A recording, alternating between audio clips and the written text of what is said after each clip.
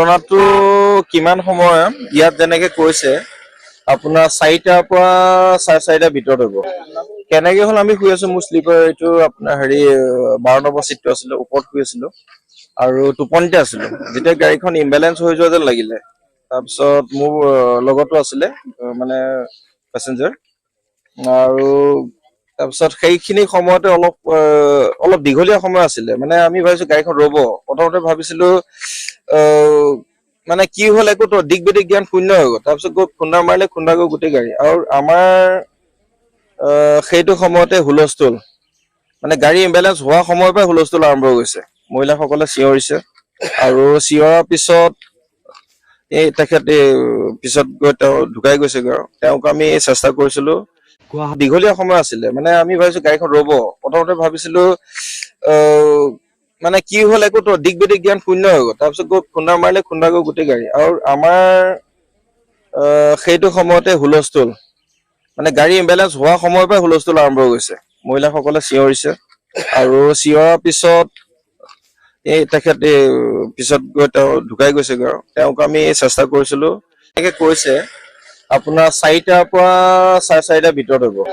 কেনেকে হ'ল আমি শুই আছো, মোৰ শ্লিপাৰ এইটো আপোনাৰ 12 নম্বৰ চিটটো আছিলে, ওপৰত শুই আছিলো আৰু টোপনিতে আছিলো। যেতিয়া গাড়ীখন ইম্বেলেঞ্চ হৈ যোৱা যেন লাগিলে, তাৰপিছত মোৰ লগতো আছিলে মানে পেচেঞ্জাৰ, আৰু তাৰপিছত সেইখিনি সময়তে অলপ দীঘলীয়া সময় আছিলে। মানে আমি ভাবিছো গাড়ীখন ৰ'ব, প্ৰথমতে ভাবিছিলো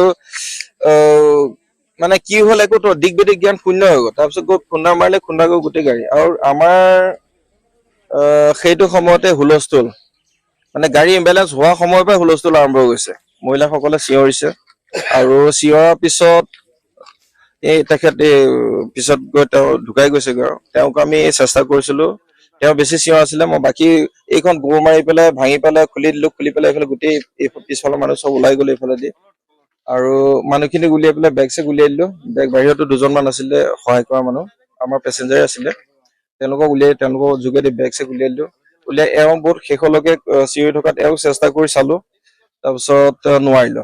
পিছত দেখিলো যে তেওঁ শৰীৰৰ আধা অংশ চেপা খাই আছে। তাৰপিছত উপায় নাই, তাৰপিছত আহি পেলাই মই সেইফালেদি ওলাই আহিলো। তাৰপিছত ওলাই আহি পেলাই আৰু পেচেঞ্জাৰ আপোনাৰ গাড়ী ভৰ্তি আছিলে, শেষলৈকে গাড়ীত মানুহ আছিলে। মোৰ ঘৰ আপোনাৰ ঢকুৱাখানাৰ লাতিবৰ চুকত, মানে মাজুলী নদীখনৰ কিনাৰতে, শেহতীয়া নৈ কিনাৰতে।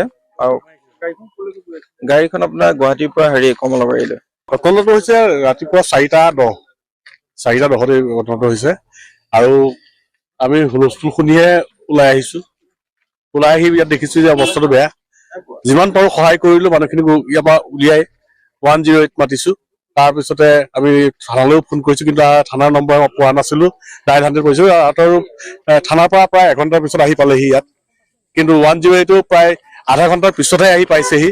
আৰু এখন 108 ইয়াৰ পৰা তিনিবাৰকৈ আমাৰ মানুহখিনি নিবলগীয়া হৈছে, আৰু প্ৰায়খিনি যথেষ্ট ইনজিয়ৰ্ড হৈছে। এই দুগৰাকী মহিলা আৰু বিশেষকৈ কেইজনমান পুৰুষৰ অৱস্থা অলপ সংকটজনক নিচিনা হৈ গৈছে। তেওঁলোকক তেজে পুৰা ৰাঙলী হৈ গৈছে। আমি সেইসকলক উলিওৱাৰ পিছত ইয়াত বৰষুণ হৈছে, বৰষুণৰ পিছতে আপোনালোকৰ যোগেদি, বিশেষকৈ অৰুণোদয় লাইভৰ যোগেদিহে আমি থানালৈ খবৰ দিছো, আৰু তেওঁলোক আহি পাইছেহি। পোৱাৰ পিছতহে এতিয়া উদ্ধাৰ কাৰ্য, তথাপিতো এটা ডেড বডি আমি এতিয়ালৈকে উলিয়াব নোৱাৰিলো। বহু চেষ্টা কৰিলো, কিন্তু তেখেতক আমি বচাবলৈ সমৰ্থ নহলো। আৰু এতিয়াও যিহেতু গাড়ীখন দাঙিব নোৱাৰাৰ কাৰণে তেখেতক আমি বচাব নোৱাৰিলো, সেইটোৱে দুখিত আমি আজি ঘটনাটো ভাবে। গাড়ীখন সম্পূৰ্ণ কিমান মানুহ আছিলে হিচাপ কৰিব নোৱাৰিলো, কিন্তু গাড়ীখন সম্পূৰ্ণ ভৰ্তি আছিলে, যিহেতু শ্লিপাৰ আছিলে, তলেও পৰে মানুহ। গতিকে গাড়ীখনত অন্ততঃ 50 জনৰ ওপৰত 47 ওপৰত মানুহ আছে। চিট কেপাচিটি গাড়ীখনত 47 আছে। মই নাই, মই পাছৰ এখনতেহে আহিছো।